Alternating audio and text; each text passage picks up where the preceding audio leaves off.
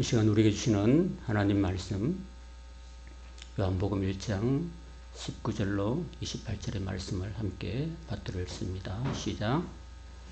유대인들이 예루살렘에서 제사장들과 레위인들을 요한에게 보내어 네가 누구냐 물을 때에 요한의 증언이 이러하니라.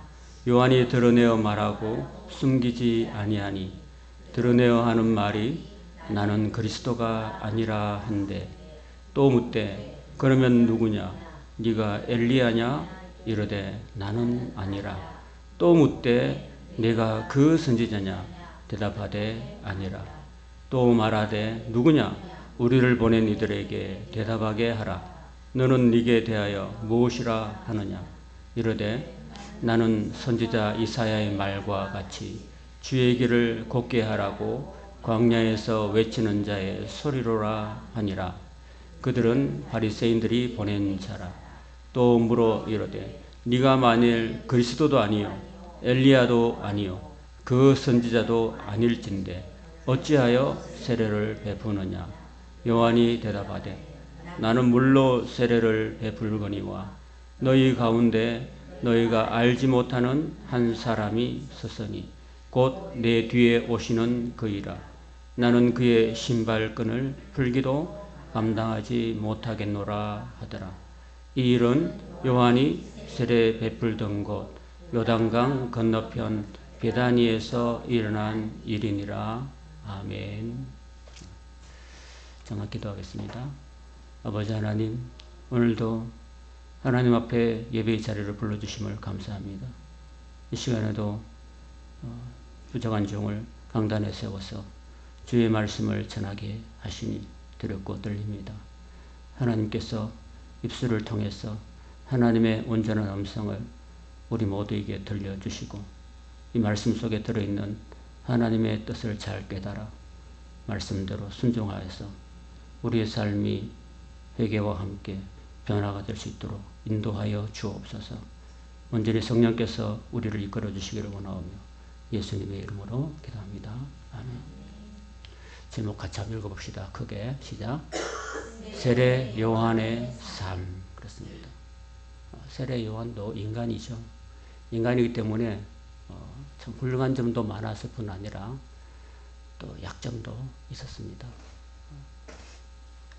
아무리 위대한 사람이라도 장점이 있고 단점이 있고 강점이 있고 약점이 있습니다. 뭐 완전하지 않다는 말이죠. 그러니까 뭐 모든 게가 뭐 모든 게 나무랄 수도 없는 거고 50보 100보라고 아닌가 싶습니다. 그래서 오늘 저는 이 세례 요한의 삶을 통해서 우리가 이 세례 요한이 어떤 부분에서 훌륭한 점이었는가, 어떤 부분에서 예수님께서 굉장히 칭찬해 주셨는가, 어떤 부분에서는 약점이었고 그게 마이너스가 됐는가 하는 것을 살펴보고 여기 성경에 기록된 이 말씀을 통해서 오늘 우리가 예수님의 말씀을 표준으로 삼아서 저와 여러분의 삶에 잘 적용시키고 우리도 예수님을 닮아가는 그런 삶이 될 수 있기를 주님의 이름으로 축원드립니다. 유대인들이 굉장히 궁금해했었던 이 뭐냐 하면은 말라기 이후에 약 400년 동안 하나님께서 이스라엘에게 선지자를 한 명도 보내주지 않았습니다. 그래서 아마도 궁금했을 겁니다. 말라기 4장에 내가 엘리야를 보낼 거야 라고 했는데 그 엘리야가 도대체 누굴까?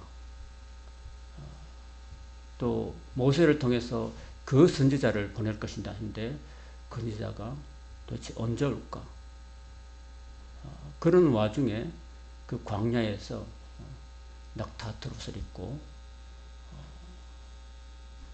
허리에 가죽띠를 두르고 메뚜기와 석정을 먹으면서 그 백성들에게 회개하라!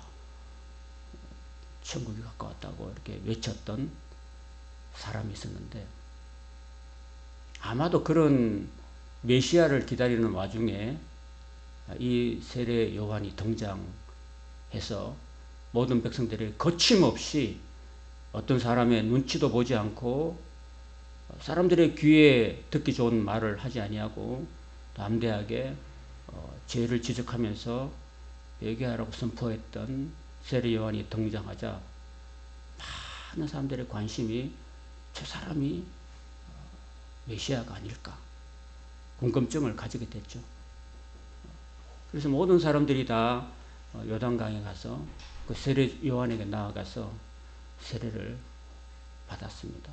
요즘으로 말하면은 아마 인기가 급상승했던 거 아닐까. 아마 세례 요한 입장에서는 아마 우쭐해지지 않았을까요? 전 이스라엘 백성들이 유대인들 중에서 바리새인들 이런 사람들 빼고 다 나와서 그 앞에서 이렇게 다 세례를 받았거든요. 아마 세례 요한 입장에서는 굉장히 영적으로 굉장히 어떤 하나님의 위치까지 올라갈 그 정도로 사람들의 주목과 인기와 관심을 끌었다라는 것입니다. 그래서 유대인들 중에서 바리새인들이 예루살렘에서 제사장들하고 레위인들 이런 사람들을 보내가지고 세례 요한에게 당신이 누구냐? 당신이 누구냐고 물었습니다. 그 물었던 건 뭐냐면 당신이야말로 이스라엘의 구세주 그리스도가 맞느냐? 라고 물었죠. 그죠? 그럴 때 요한이 정은 이러했다라는 것입니다. 요한이 드러내어 말하고 숨기지 아니했다라는 것입니다. 여러분, 많은 사람들이 자기를 따르고 심지어 세례 요한에게는 그를 따르는 제자들이 많았어요. 아주 많았습니다. 예수님 제자보다 더 많지 않았을까? 그리고 지금도 이스라엘 가시면은 사해 바닷가 앞에 많은 동굴들이 있어요. 그 동굴들에서 그 세례 요한을 따르는 제자들이 많이 살았다고 합니다. 전승에 하면. 거기에서 마소라 텍스타라가 나왔거든요. 세례 요한을 따랐던 많은 제자들이 그 성경을 연구했던 그 원본들이 발견돼 가지고 구약의 마소라 텍스트가 지금도 발견되어 가지고 지금 예루살렘 국립박물관에 전시되어 있습니다. 그 세례 요한을 따르는 무리를 에세네파라고 합니다. 많은 사람들이 제자들이 존경하고 두려워하고 했던 그런 상황에서 아마도 이 드러내어서 말하고 숨기지 아니했다는 그 말 속에는요, 만약에 예를 들어서 많은 사람이 저를 막 따르고 좋아하고 막 높인다는 거예요. 막 지지하는 사람이 많아요. 그럴 때 내가 가만히 있어 봐요. 가만히 있으면 인기가 더 상승하고 내가 사실 그리스도가 아닌데 나는 그냥 보내심을 받은 사람일 뿐인데 내가 마치 그 자리에 올라간 것처럼 막 사람들이 죽여준다. 그러면 아무 말도 안 하는 게 좋아요. 인간적으로 따지면은 아무 말도 안 하고 가만히 있으면 사람들이 자기를 막 붙어주고 저 사람이야 저 사람이야 저 사람이 그리스도야 라고 말할 수 있는데 세례 요한은 그런 사람들의 인기와 사람들의 그 막 죽여주는 그런 것에 분명하게 선을 그었다는 겁니다. 선을 그었고 드러내어서 분명하게 밝혔습니다. 자신을. 나는 아니다. No, I am no Jesus Christ. 나는 예수 그리스도가 아니라고 분명하게 말했다라는 것입니다. 그래서 이 세례 요한은 하나님의 영광을 자신이 가로채지 않았다라는 것입니다.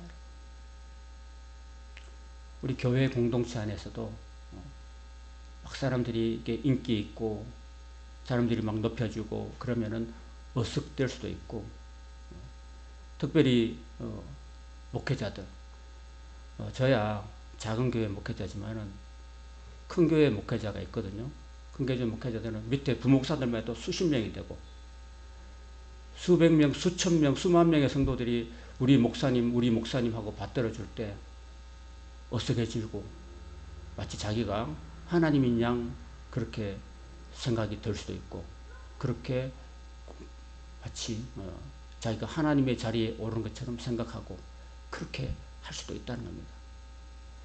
너무 도가 지나친 나머지 이단 사이비가 되는 거죠. 그죠? 그래서 신천지의 이만희 교주가 자기가 재림주다, 자기가 성령이다고 보혜사라고 하니까 그게 너무 지나쳐버린 거, 오버해버린 거죠. 그죠? 하나님의 교회도 그렇고, JMS도 그렇고, 전부 다 자기를 하나님이라고 칭해버립니다. 이 정도로. 다 끊을 거는 끊어야 되는 거죠. 그죠?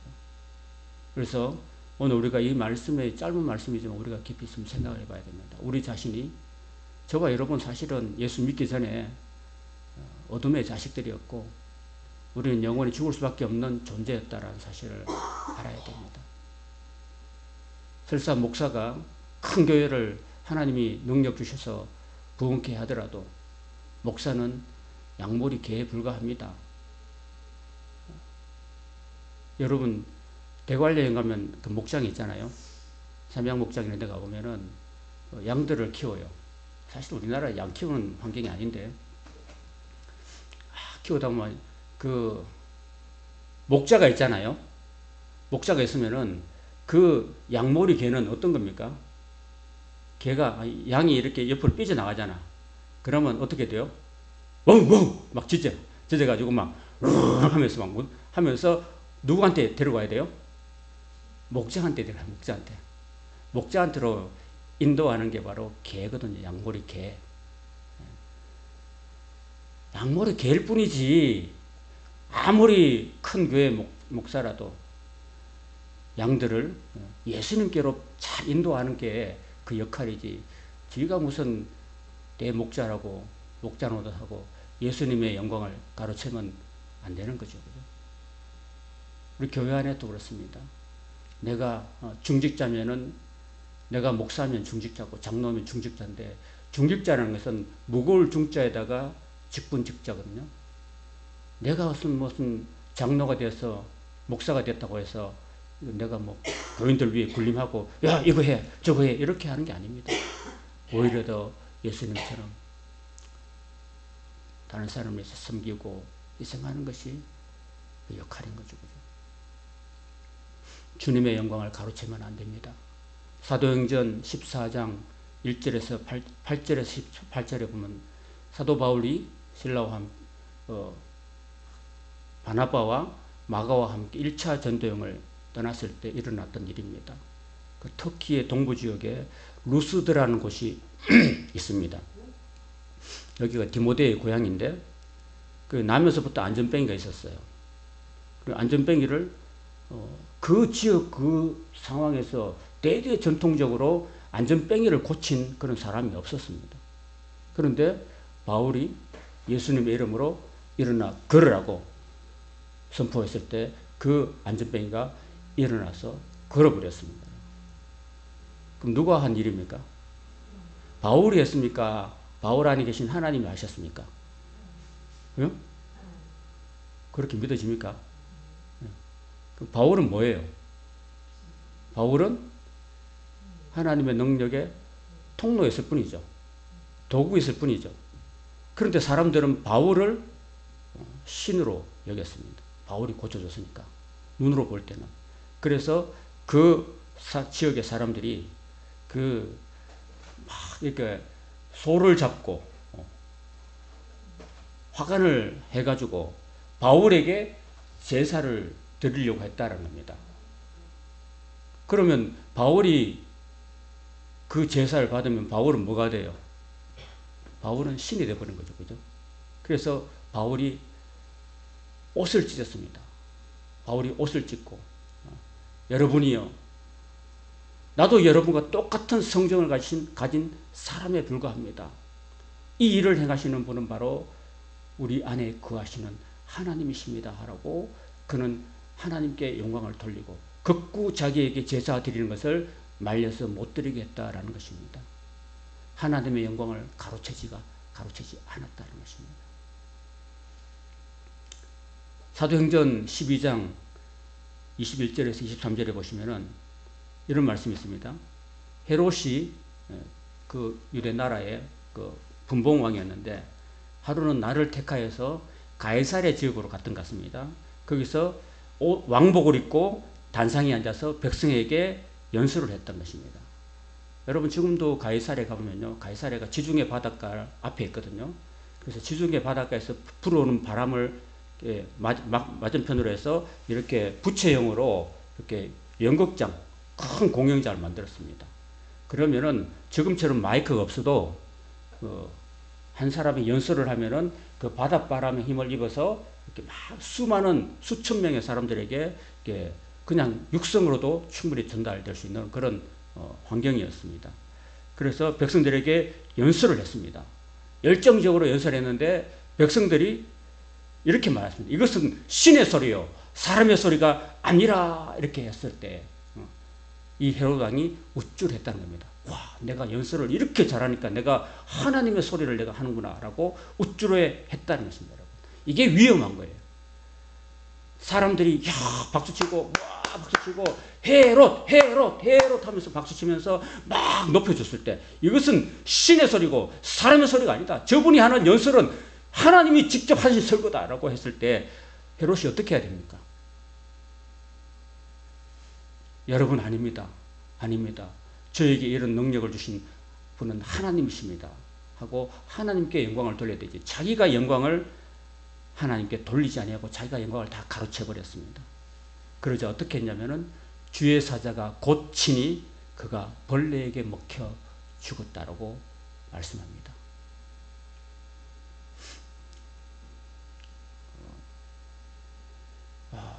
이런 걸 보면요 두렵지 않습니까?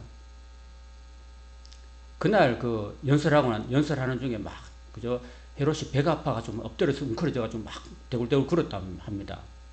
전성에 하면. 근데 여기 보면 주의 사자가 쳤다고 그랬죠, 그죠? 아마도 그 벌레가 먹어서 죽었다 돼 있는데 그 벌레는 그 헬라 원어에 보면은 그 세균이고 세균. 배 속에 우리 배 안에 있는 그 세균이에요. 그 세균들에 의해서 이 사람이 죽었다라는 것입니다. 왕인데. 두렵지 않습니까? 그죠? 수많은 사람들을 지배하고 군림하는 헤롯 왕이 그 벌레한테 세균에게 먹혀 죽었다라고 보면 너무 어이가 없지 않습니까? 하나님 앞에 자신을 드러내고 자신을 높이고 하나님 영광을 가린다면은 그 사람은 이렇게 처참한 말로가 있다는 사실을 우리에게 보여주십니다. 우리는 교회 안에서 교회는 개인이 아니라 공동체입니다. 누구든지 하나님께 모든 영광을 돌려야 될 줄 믿습니다. 내가 기도를 잘하는 것 하나님이 주셨기 때문에 그런 내가 헌금할 수 있는 것 하나님이 물질을 주셨기 때문에 내가 한 거야 라고 생각하면 안 됩니다. 하나님이 우리에게 은혜 주시고 물질을 얻을 능력을 주셨기 때문에 내가 할 수 있는 거야 라고 하나님께 영광을 돌려야 됩니다. 목사라고 해서 여러분들을 지배하고 여러분들 마음대로 할 수 있는 것이 결코 아닙니다. 목사는 아까 제가 뭐라고 그랬죠? 개라고 그랬죠. 양모리 개. 여러분이 조금 여러분 그 대관령에 가보면요 저는 안 가봤어요. 영상으로나 아니면 직접 가본 분의 얘기를 들어보면 그 개가 막 쫓아다녀요. 여기저기 막 쫓아다녀요. 그 개가 그 양한테 가면 양이 막 친하게 지낼 거 어떡할까요? 양이 좀 무서워한답니다. 개가 양한테 가면 양이 막 무서워서 피한대요. 그 여러분들이 목사님하고 막 이렇게 약간 어때요? 제가 개같이 느껴집니까? 여러분 제가 개같이 느껴져요? 제가 가면 막 이렇게 막 무서워요?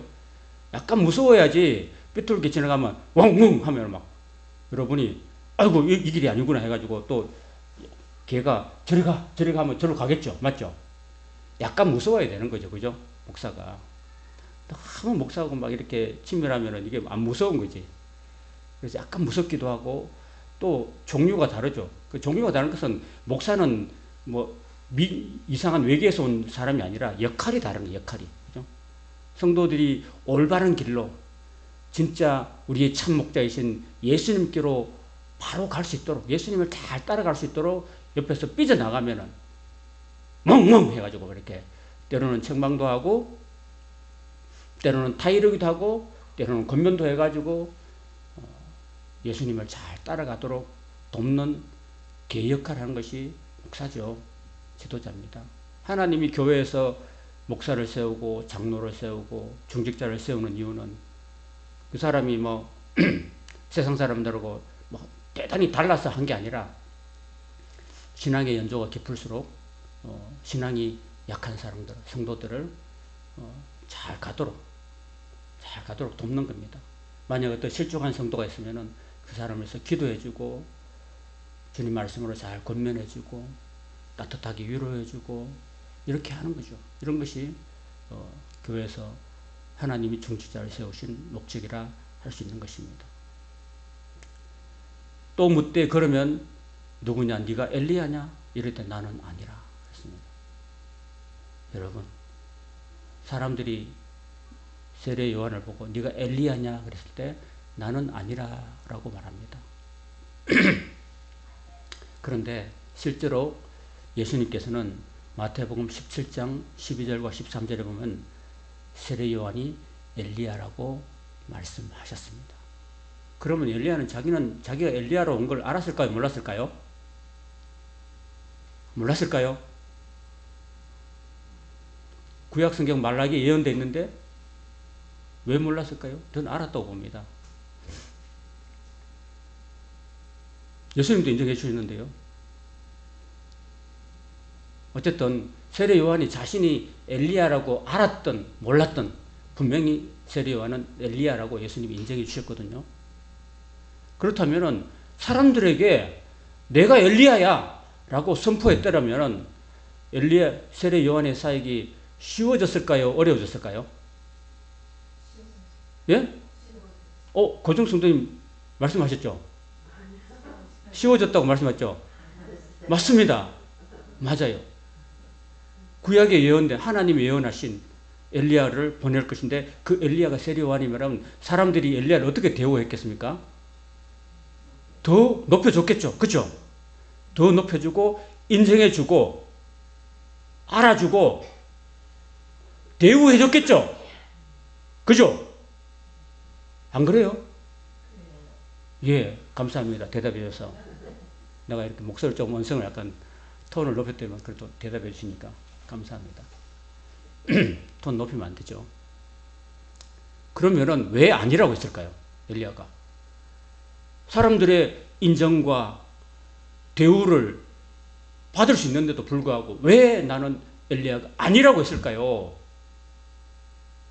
이 부분을 여러분이 잘 생각해 보셔야 됩니다. 만약에 그렇게 안 한 이유가 우리는 성경을 통해서 한번 생각해 봐야 돼요. 오늘 이 시간에. 그럼에도 불구하고 엘리야가 자신을 세례 요한이 자신 엘리야라고 아니라고 했던 이유는 만약에 자기가 그렇게 말한다면은 자기가 사람들에게 더 많은 인정을 받고 충분히 그럴 수 있잖아요. 그죠?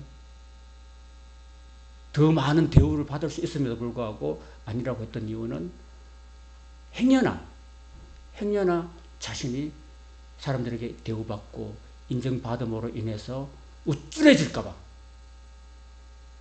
내가 엘리야야 너희들은 다 내 말을 들어야 돼 라는 그 마음에 스스로를 향한 어떤 자만감 이런 것들이 충분히 생겨날 수가 있는 그런 여건이었습니다. 그거를 세례 요한은 두려워했다라는 것입니다. 그럼 무엇이 중요합니까? 내가 사람들로부터 인정받고 대우받는 것이 중요합니까? 내가 하나님 앞에 겸손한 자세를 유지하는 것이 더 중요합니까? 그렇죠.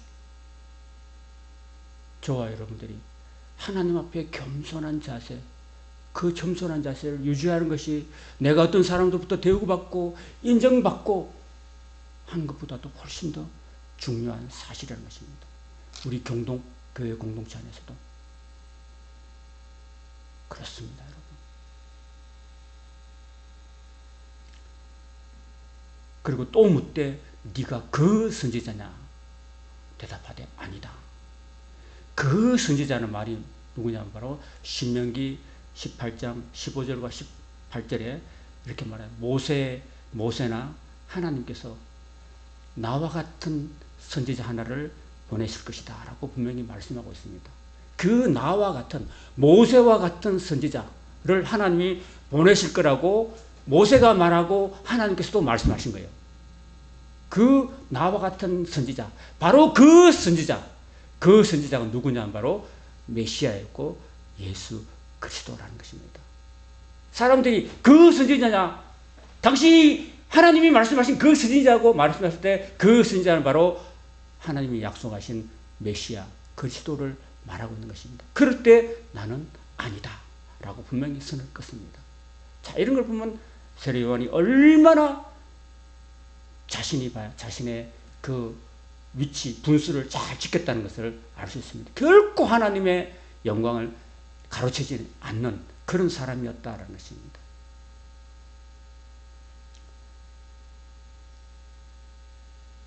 (23절에) 보면 이르되 나는 선지자 이사야의 말과 같이 주의 길을 곧게 하라고 광야에서 외치는 자의 뭐라고요? 소리라. 한 3년 전에 우리 교회 그 최소리라는 학생이 우리 교회 제주대학교 그 보성에 사는 아이였어요. 그 아버지님이 그 보성에 있는 예동교회 목사님이셨고 제주도에 한번 오셔서 저와 같이 식사도 한번 하셨습니다. 그 어머니와 그 언니가 우리 교회 수요예배에 와가지고 같이 예배를 드렸습니다.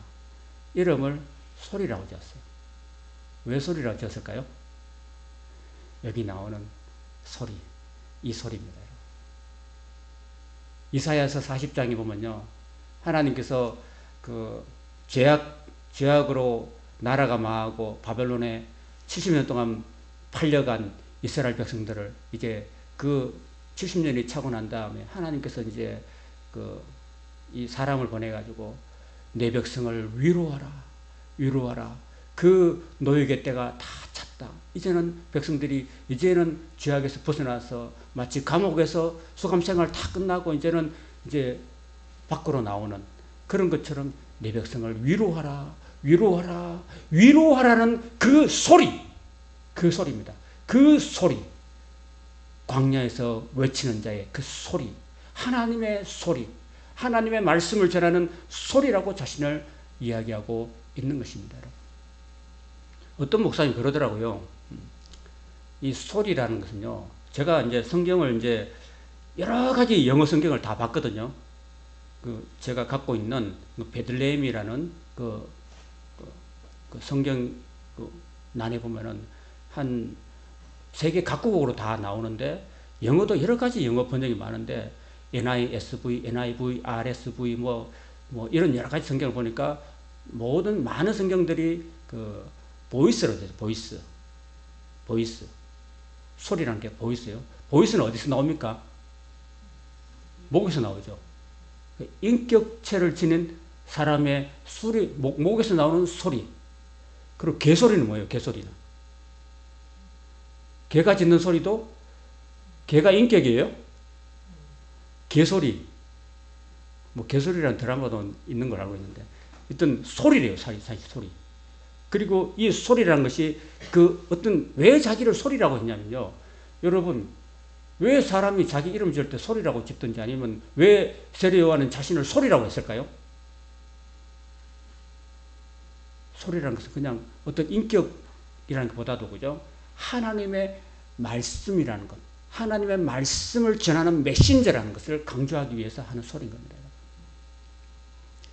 예수님 앞에서, 하나님 앞에서 내 개인의 감정과 의지와 인격은 다 내려놓고 오직 하나님의 말씀을 전하는 통로로서 그 말씀을 전하는 사운드라는 겁니다. 사운드. 그냥 내가 하나님 앞에 무슨 인격체가 아니라는 겁니다. 그냥 하나님의 말씀을 100% 순종하는 전하는 신분인 그리고 말씀뿐이다라는 그런 의미가 여기 담겨 있다는 것입니다. 철저히 자신을 하나님 앞에서 낮추고 하나님을 온전히 높이는 그런 마인드가 여기 들어있다는 것입니다. 여러분. 그럼 우리 교회 생활할 때도, 우리가 교회 생활할 때는요, 우리는 다 예수님 앞에서 죽었습니다. 예수님과 함께 십자가에 죽은 존재입니다. 내가라는 존재가 없어져야 되는 겁니다. 누가 살아야 돼요? 내 안에서 그리스도가 살아야 된다는 겁니다. 그리스도가 높아져야 된다는 겁니다.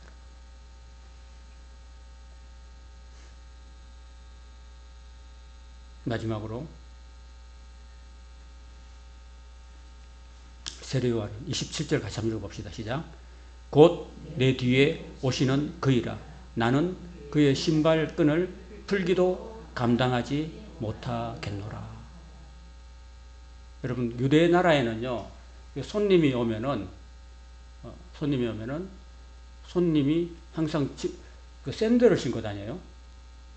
샌들을 신고 다니면은, 예수님도 샌들을 신고 다녔던가 봐요.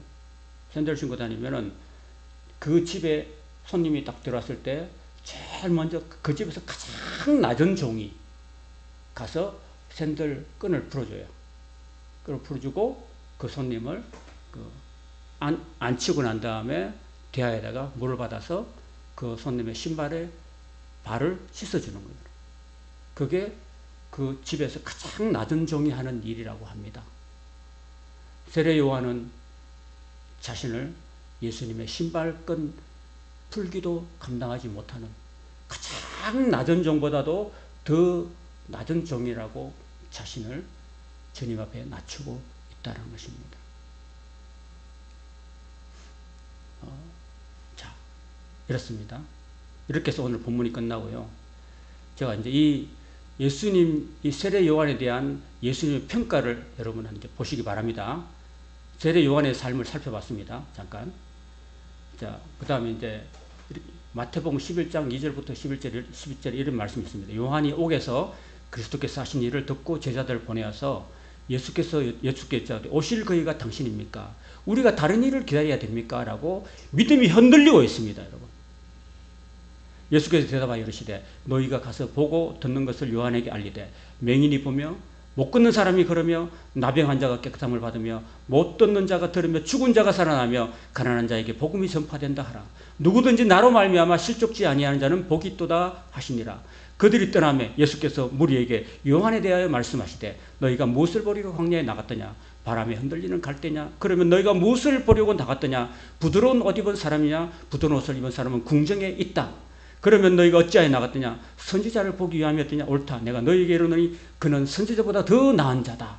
라고 세례 요한을 평가합니다. 기록된 바 보라 내가 내 사자를 내 앞에 보내노니 그가 내 길을 내 앞에 준비하리라 하신 것이 이 사람 세례 요한에 대한 말씀이라고 말씀합니다. 내가 진실로 11절 같이 읽어봅시다. 시작. 내가 진실로 너희에게 말하노니 여자가 낳은 자 중에 세례 요한보다 큰 이가 일어남이 없도다. 그러나 천국에서는 극히 작은 자라도 그보다 크다라고 말씀합니다. 이건 너무 아이러니하지 않습니까, 여러분? 예수님은 세례 요한이야말로 가장 여인이 낳은 후손 중에 사람 중에서 가장 높은 자라고 말씀합니다. 왜? 그 정도로 자신을 낮추고 하나님을 높였기 때문에. 예수님이 그렇게 평가하셨습니다. 근데 하나 중요한 건 뭐냐면요. 우리가 예수님을 믿을 때 말씀에 기초한 올바른 믿음이 정말로 중요합니다. 여러분. 세례 요한은 왜 마지막에 실족했는지 아십니까? 세례 요한은요.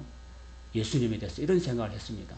예수님이야말로 이 땅에 부패한 권력을 심판하고 불의한 인생들을 징벌하시고 능력 있게 다윗과 같은 그런 정치적인 메시아 이스라엘을 그 로마로부터 회복시킬 수 있는 그런 정치적 메시아를 기대했다는 것입니다. 이게 오해인 겁니다. 오해. 여러분들은 예수님이 이 땅에 여러분들을 잘 먹고 잘 살게 해주시는 예수님으로 여러분 믿으십니까? 여러분 이 땅에서 행복하게 정말 번성하게 그렇게 해주시는 예수님으로 여러분 믿으십니까? 그게 아니라는 거예요, 여러분. 세례 요한은 이 땅의 모든 부패한 권력들을 예수님이 다 몰아내시고 모든 거짓된 것들을 다 몰아내시고 이스라엘을 로마로부터 독립시키고 이스라엘을 완전한 달과 같은 강성한 나라로 만들어 주시기를 기대했다라는 겁니다. 이게 착각이에요. 착각.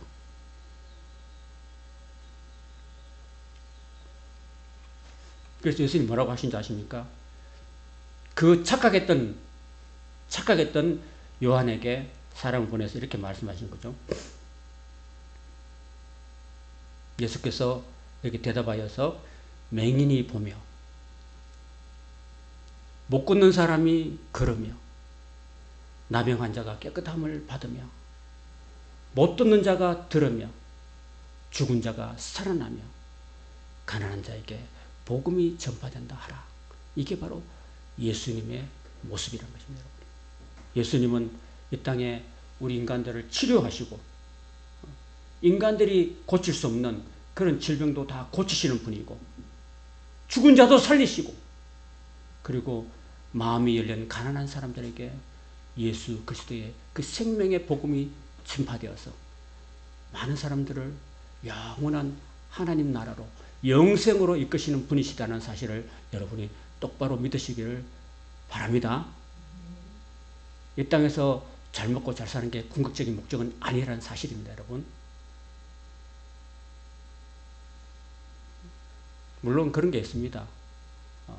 예수 잘 믿으면은 복을 받는 게 사실입니다. 그러나 그게 근본은 본질은 아닙니다. 예수 잘 믿고 난 다음에 부차적으로 말씀대로 살면은 부차적으로 주시는 것이 그런 이 세상의 복이지, 그게 궁극적인 것은 본질은 아니고, 본질은 바로 예수님이 우리에게 영원한 생명을 주신 것이 본질인 줄 믿습니다. 그 본질에서 벗어나면 세례 요한처럼 흔들리는 거예요. 세례 요한을 예수님 뭐라고 했습니까? 다시 보겠습니다. 내가 진실로 너희에게 이르노니 여자가 낳은 자 중에 세례 요한보다 큰 이가 일어남이 없도다. 그럼 세례 요한은 어때요? 그의 겸손으로 말미암아서 가장 높임 받았죠. 대신에 그가 잘못된 메시아관을 가졌기 때문에 천국에서는 극히 작은 자라도 그보다 크다고 했죠. 그죠? 여러분, 이 땅에서도 우리가 겸손하게 살아서 나보다 남을 더 존경하고 높이고 살아서 우리 이 땅에서 정말 예수님께 큰 존재로 인정받아야 될 뿐 아니라 영원한 천국에 가면 어떻게 해야 됩니까? 거기서도 높임을 받아야 되겠죠? 그러려면 우리가 올바른 메시아, 올바른 믿음을 가져야 된다는 것입니다. 이 땅에서 잘 먹고 잘 사는 건 부차적이고 이 땅에서 우리가 예수님의 그 귀한 희생을 통해서 우리가 하나님의 사랑 때문에 구원받은 존재이고 그 하나님께 모든 영광을 돌리고 그 하나님을 위해서 우리가 이 땅에 남은 삶을 살아야 된다는 사실입니다. 여러분. 그럴 때 하나님은 영원한 천국에서 우리에게 큰 상급을 주실 줄 믿습니다. 네. 기도하시겠습니다. 여러분, 오늘 말씀을 들으셨습니다. 오늘 우리 자신을 한번 돌아볼 수 있기를 바랍니다.